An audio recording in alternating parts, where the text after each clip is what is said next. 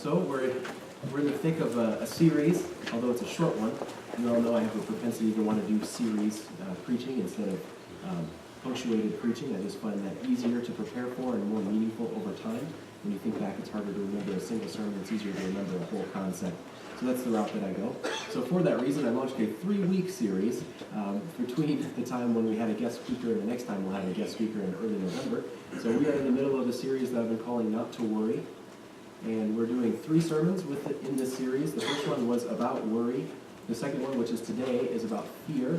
And then the third one is going to be about hope. Hopefully it's somewhat obvious how all 3 of those things stand together, and it will become, if not, it will become abundantly obvious by the end. And as I said before, worry and fear have a little overlap. There is a little bit of overlap there, but that distinction is an important one, and that will become clear later on in this sermon why that is. But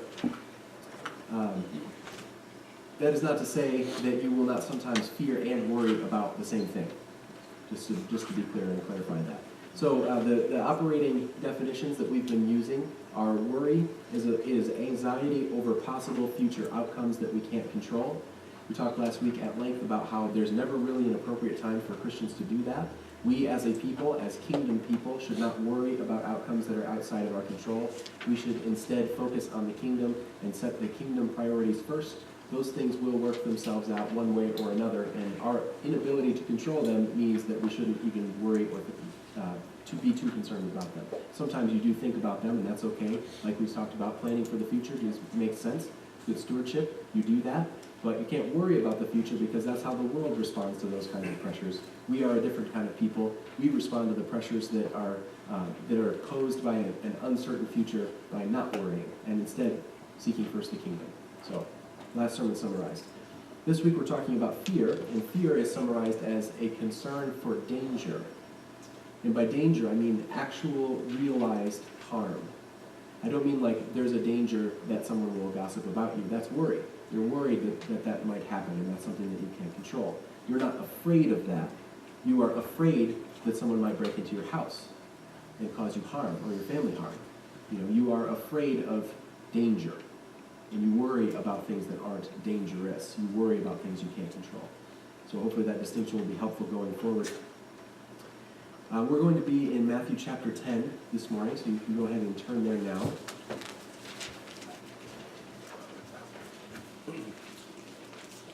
As I said, there's a little bit of overlap between fear and worry. It is entirely possible that you might both worry and fear the possibility of someone breaking into your house. And like we talked about last week, that doesn't mean you stop locking your doors. It just means you stop worrying about it and you take the danger seriously and you allow your fear to motivate you to an action that is helpful. A little foreshadowing for the rest of the sermon here. Here we are in Matthew chapter 10. This is right in the thick of where Jesus is sending out the apostles.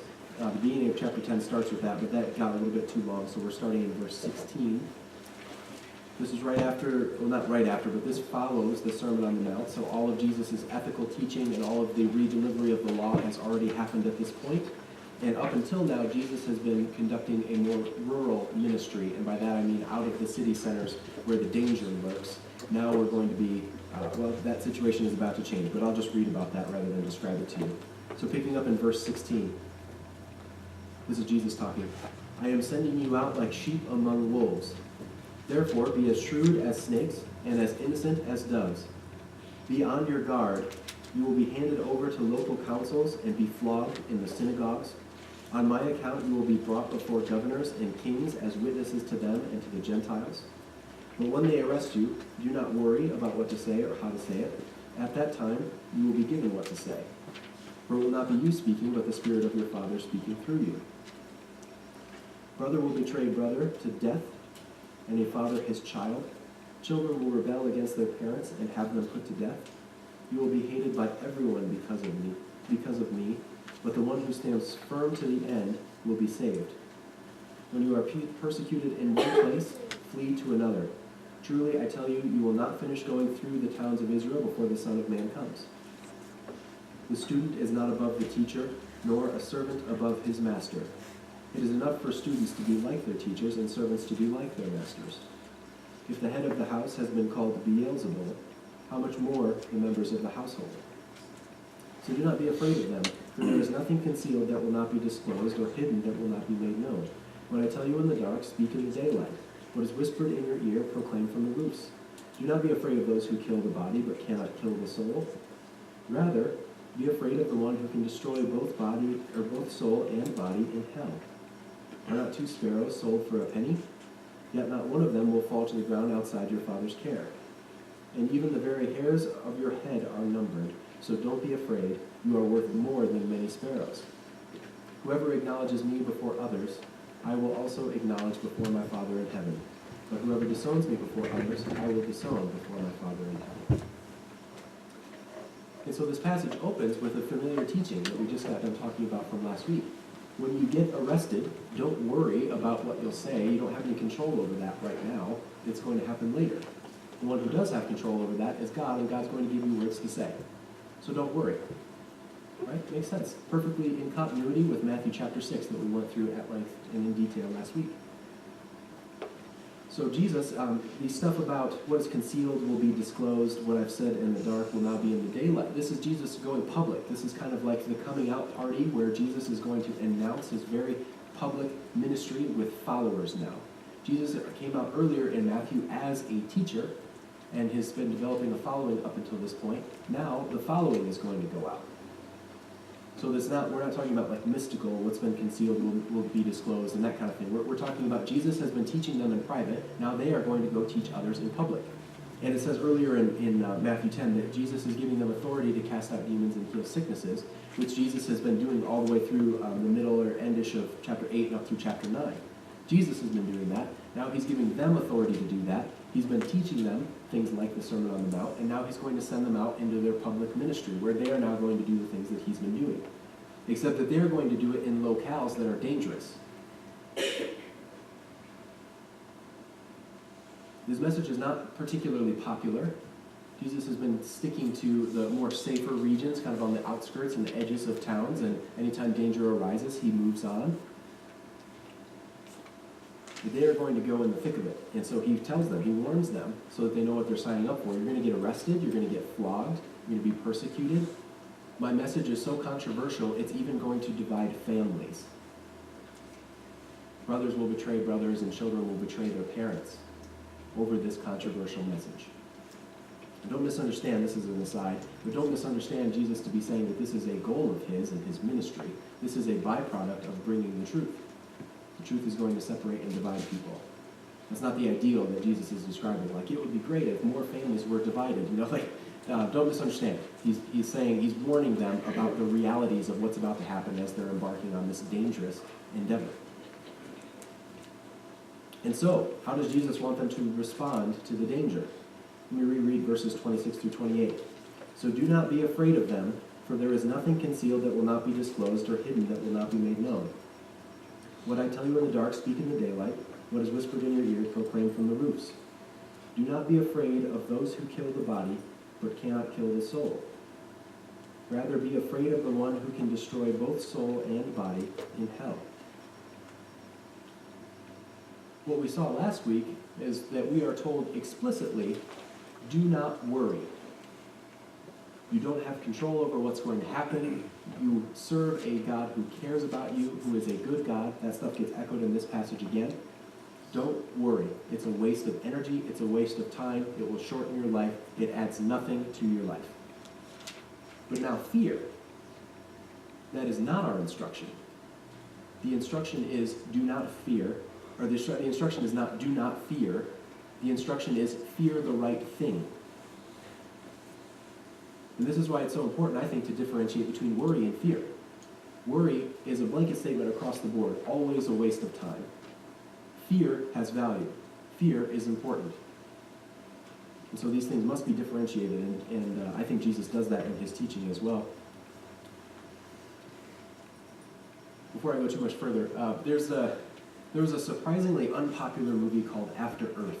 Did anyone see that? That came out like a year and a half ago or something with Will Smith. I was surprised that was so unpopular. It has a very trendy message right now. That's kind of neither here nor there. I wouldn't be surprised if you haven't seen it. It just, for whatever reason, it just didn't do as well as everyone was kind of expecting, and that's okay. If you haven't seen the movie, The premise of the movie is that humans have moved on from Earth. Earth is no longer a place for them to be able to inhabit. They've inhabited this other planet now, and there's other aliens who found out that they inhabited that planet, so they released these beasts on the planet, and the beasts are really successfully purging humans from the planet. It's a really, it starts off really bleak. But Will Smith's character is able to discover something really strange about these beasts, and that is that they can't actually see. They just sense your fear. And so if you are not afraid of anything, you can just walk right up to them and they don't know that you're there, and they've got these dual sword cane things that chains form, and they it's kind of cool, and they, you stab them and slice them, and it's the action part of the movie. That's what that's about. So you're able to, if you're not afraid of anything, you're able to beat these beasts. That's the kind of the premise of the movie. And then they end up crash landing on Earth, and Earth is now this really inhospitable place, and they're trying to survive. It's a dangerous situation and all that. And while they're in this kind of dangerous mode at the beginning of the crash landing, and they're trying to figure out how they're going to survive, and it's just Will Smith and his son, who's literally his son and his son in the movie. He says that he has this monologue where he's talking to his son about life, about fear, about everything. And he says this line that has become somewhat famous on the internet. He says, "Fear isn't real. It is the product of thoughts you create. Danger is very real, but fear is a choice." There's some wisdom there. I'm going to come back to that in just a second. But what he's saying to his son in the context of the movie is, you don't need to fear these big beasts, because ultimately they don't actually pose a threat to you. The danger is that if you don't overcome your fear, they will be able to harm you and kill you. But you can kill them first if you're not afraid and if you adeptly wield your sword thing. There's nothing to be afraid of, because that's not actual real danger. What he says is that all fear is a choice, and he is right. You make up your mind about things that you consider dangerous. I don't want to get too, over-spiritualize some things that really are happening in people's lives. There's phobias and things that are caused by connections in your brain that I don't understand and that sort of thing. I'm not trying to undermine that. I'm speaking in generalities about fear. I tried really hard to overcome my fear of heights unsuccessfully. Rode roller coasters, did the whole shot, and I am still afraid of heights. It's just it's irrational. I can't seem to get around that. Sometimes that happens. That's not what I'm talking about. I'm talking about fearing that person I'm walking down the street, that person up in front of me is definitely going to rob me, and then you walk by and you go, oh, that must be the exception, and you get the next person in the street, oh, they're definitely going to rob me. You're just living your whole life afraid. That's a choice. Again, there may be some compulsions that some people have that's not a choice for them, but they're the minority. So I'm assuming none of you have that, and if you do, then you can correct me afterwards, and I'm sorry about that. But I'm talking in generalities about fear. You evaluate your surroundings, and you decide what things are actually dangerous, and you fear those things. For me, I am afraid of being in high places. I think I will fall and I will die. Many of you do not share that fear. You have evaluated being on a high place and looked down and said, this is not scary because there's no real danger here. And so I think there's some wisdom there. This is the kind of the way that the world teaches about it, though. All fear is bad. Everything that you're afraid of, you shouldn't be afraid of. I'm not as sure about that. Jesus' argument is somewhat similar to his disciples when he's telling them about what they should be afraid of. He says, do not be afraid of the one that can destroy the body. The real danger is the one who has authority over eternal consequences. That is the real danger. Do not be afraid of getting killed, because that is temporary. That is not actual danger. You will perceive that as danger. That's what your mind will tell you. But the real danger is encountering your Creator and standing before your Creator and having Jesus say, I don't know this person. He denied me when he was on earth, or she, and I don't know them. That is the real danger. And this is what Jesus is trying to communicate. You have control over the things that you find dangerous. So don't fear these people who can't actually harm you in any lasting way. Fear the one that can. I find it interesting that Jesus goes back to animal analogies again. We talked about that a lot last week. We talked about how worry is unique to humans. Animals don't really worry. They just go about their business, and it's either going to work or it's not going to work. but they just do it. They're working hard at it. Similarly, animals also experience fear. Animals have dangers in their habitat, and they make evaluations about what things are worth being afraid of, and it affects their behavior. So Jesus calls his disciples who are going out to teach on his behalf sheep among wolves. I mean, is there a more fear-based situation for an animal? I mean, sheep do not have the tools to defend themselves. Going out among wolves who do have the tools to take the sheep down in a hurry. Lest we forget, this is a really important part of the sermon, and so I want to call your attention to it by slowing down for just a moment and speaking in the meta, as they say, and talking about what I'm going to talk about. The Sermon on the Mount has already happened. The disciples are now keenly aware that their disposition as people is not one of violence, but one of turn the other cheek. They have been completely disarmed by Jesus' teaching. As disciples of Jesus, they no longer wield the swords and the whatever you might use to defend yourself against wolves. They are the people who win others over through love and prayer. Completely disarmed, completely defenseless, being sent out into a hostile world. In this way, they're exactly like sheep among wolves.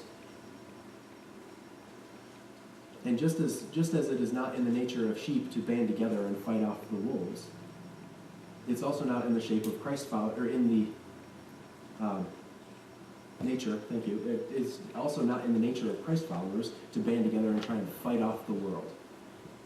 That's not Christ. That stops being Sermon on the Mount, upside-down ethics where you win people over with love, service, and prayer. So they're going out into this dangerous situation with absolutely no way to defend themselves. So Jesus' advice: be wise as serpents and be innocent as doves. More animal analogy. The wisdom of the serpent is that the serpent knows when to strike. The serpent is wise to avoid those dangerous situations, but also wise to know when, forgive the kind of crude analogy here, but when the death blow can be dealt. The serpent knows when somebody is susceptible to the teaching of the gospel. And that's how the mood of Jesus' teaching reads. It's like, move on from that town. If they're not hearing you, if they're not getting it, or if you're in danger, just leave as much as you can. Just go somewhere else. Be safe as much as is possible. Be wise as serpents, but also be innocent as doves. Don't give them any reasons to come after you. The only reason that a dove ever dies is because something is hungry. Right? Doves are not rabble-rousers that stir up trouble and cause conflict. The dove, especially in the ancient Near East, but even today, is a symbol of peace. It's the animal that doesn't ever start a fight. It just is. And by being wise as serpents and choosing your moment and being innocent as doves and never giving people reasons to hate you other than Jesus' message, it is truly Jesus' message that will spread. And if you are persecuted, it is because they are offended by Jesus, not because you are a jerk. Right? We've talked about this many times in many sermons over the year that I've been here. The message of the gospel gets corrupted by us when we take it upon ourselves to be rude and mean and angry. The gospel stands on its own. It will offend enough people on its own. It does not need our help. Right? I mean, that's the point here. Be as wise as a serpent and innocent as a dove. Do not give them reasons to hate you. They have plenty. All the stuff I'm teaching you, they're going to hate that. When you bring that to them, they are going to hate that and hate you for it. They hated me. They accused me, Jesus says, of casting out demons by Beelzebul, by the prince of demons. He says that was right just a little bit ago in chapter 9. He's like, they accused me of that? How much more are they going to accuse you of? You're going around casting out demons and healing the sick in my name. You are in trouble. Don't make it worse for yourself. Be innocent as a dove.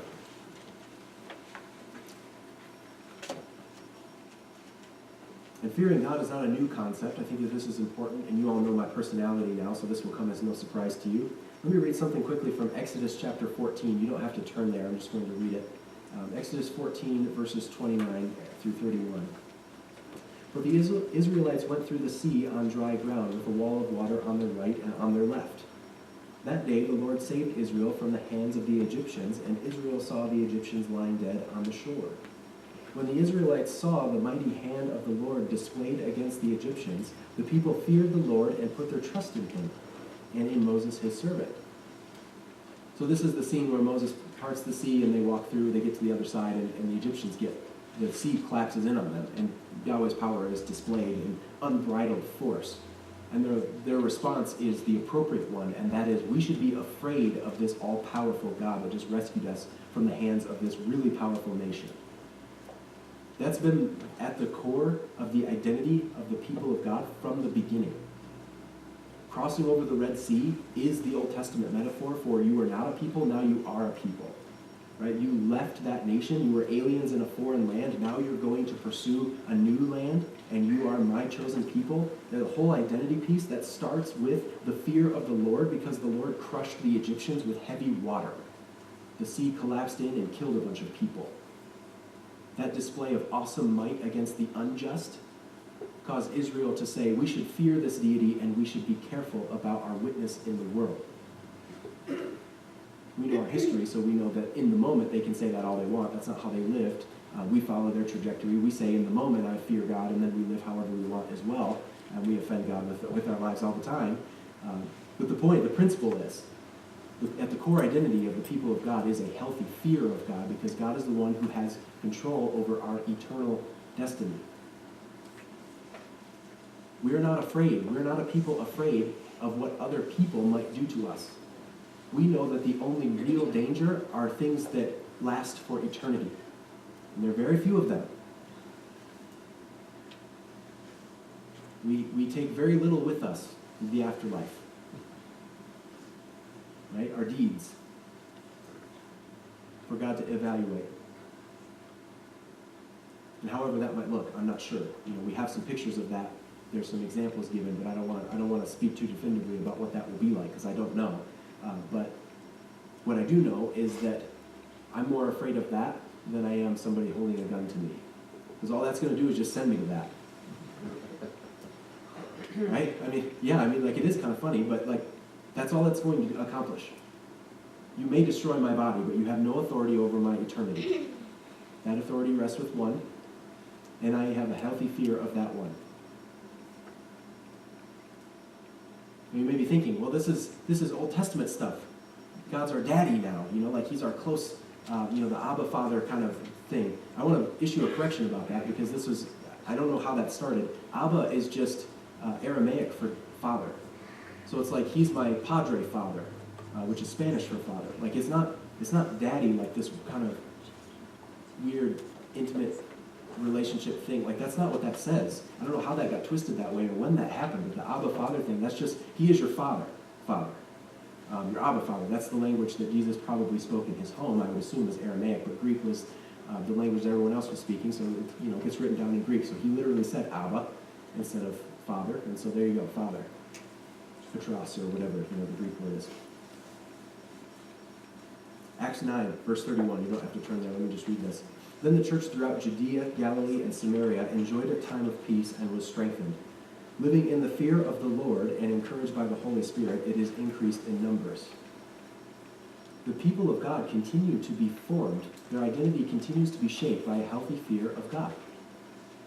Jesus told them about that when he sent the very first witnesses out into the world, into the dangerous world. Your fear should be placed on God, not on these people. That was the situation when the people were formed as soon as they crossed the Red Sea. That continues to be the situation in the church in Judea, or the churches in Judea. They feared the Lord, and that led to an increase in church attendance, so to speak. The churches grew, and they attracted people because they had a healthy fear of God and they preached the truth. Fear of God is not gone. And so many preachers that so many times have tried to, it's kind of like a respect kind of fear. I don't get that when I read the Egyptians were crushed by the heavy water, and Israel quaked in fear and said, we should toe the line. That's not how that strikes me. I'm not sure how that strikes you, but the fear of God is not, it is very much an important part of our identity as a people, but it is not the whole story, which is why this is a series. If this was a standalone sermon, you'd be walking away going like, wow, that was bleak. But there's hope next week, right? We're talking about hope next week, and it's going to stand with this sermon. But the fear of God is a characteristic that defines the people of God. We can't get around it, and when we try to get around it, we do violence to the text. we ignore things, or we change the meaning of things, or we come up with weird stuff like Abba Father. That I don't know where that happened. I don't want you to be embarrassed if that's something you thought or taught or someone told you that. Don't worry about that at all. Just don't think about that. That's okay. Sometimes those things happen. Interpretive things happen. They kind of spiral out of control. Happens even faster now that there's the internet. It's fine. It's fine. Just that's just be informed that that's what Abba means. It just means Father. It's in Aramaic. So don't be self-conscious about that or anything. But as we're thinking about the fear of the Lord, like that still is a concept that forms our identity. It has been in the beginning. It was here when he sent out the disciples. It continued to be in the church, and it continues to be now.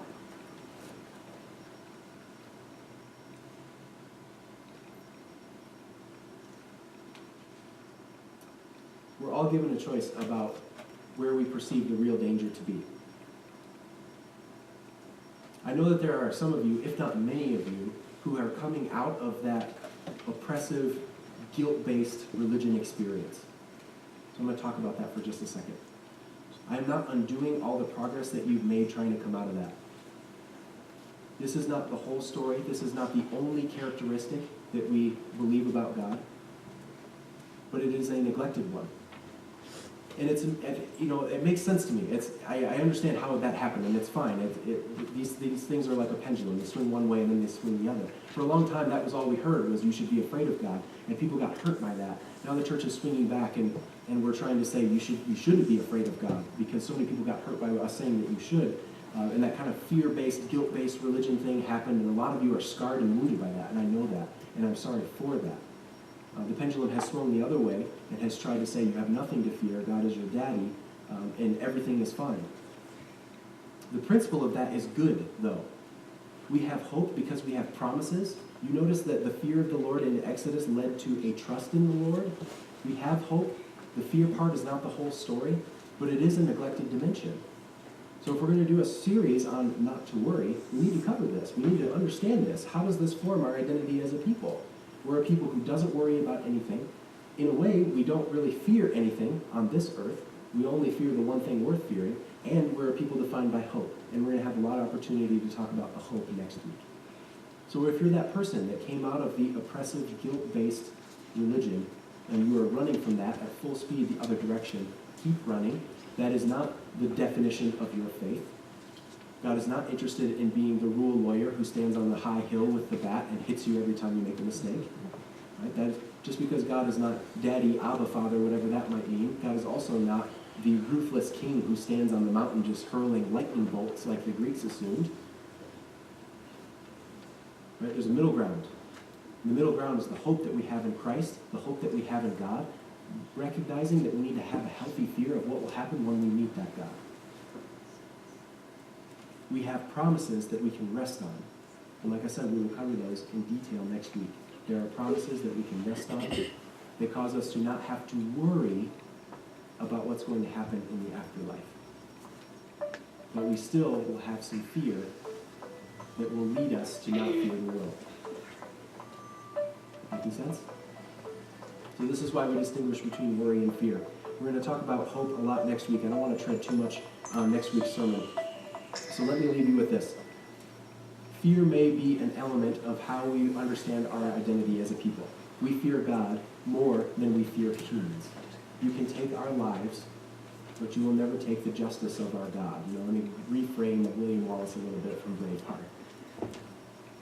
Freedom in this life is not our chief concern. Our chief concern is freedom in the next. And there's only one who has control over that. We'll close with this. Our hope is that God, that one who has control over that, has promised us a good outcome. So we still allow a healthy fear of God to shape how we behave, but that does not define our relationship with God. Our relationship with God is defined by hope, and that's why it's last. So we'll talk about that next week. Let's pray. God, you are mighty. You are capable of everything. No one can overcome you. And we want to have a healthy fear of you.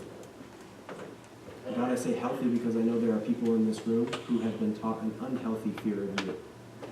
And I ask by the power of your Spirit that you would teach us to know the difference. And I ask that you would lead us towards your hope And that if we ever have a fear of you, that it would always guide us closer to you and not further away. Pray these things in Jesus' name. Amen.